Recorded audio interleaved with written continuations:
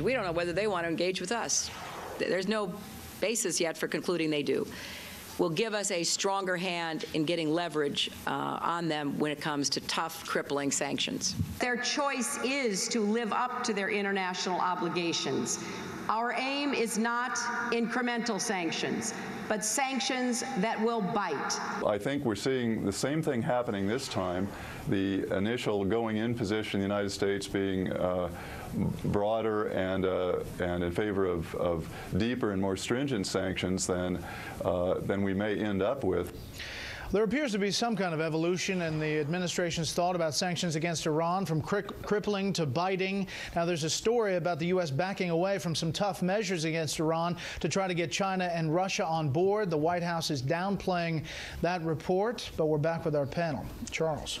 This is the great shrinking sanctions threat. As you said, starts with crippling. That's a year ago in the summer. Then last week, as we heard from the Secretary of State, sanctions that bite. And now today, the State Department spokesman spoke of sanctions that have significant pressure. And tomorrow it'll be sanctions that pinch. This is the great shrinking sanctions. And, you know, the Wall Street Journal headline today said that the sanctions in the UN are getting softer. How do you get softer than mush? Thin soup, which is where we are now.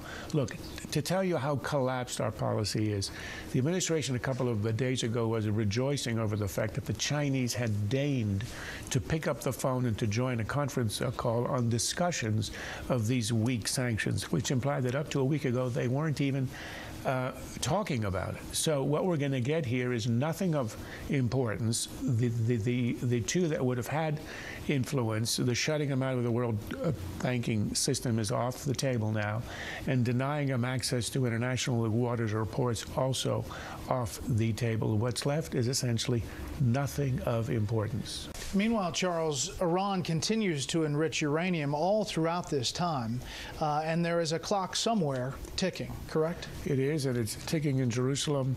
This is a year and 2 months wasted on the experiment. It was an experiment, as if there's anybody sentient who didn't know how it would end up.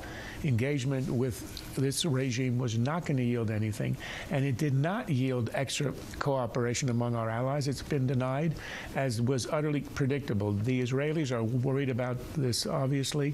It's an existential issue, and I suspect that by the end of this year there will be action one way or the other.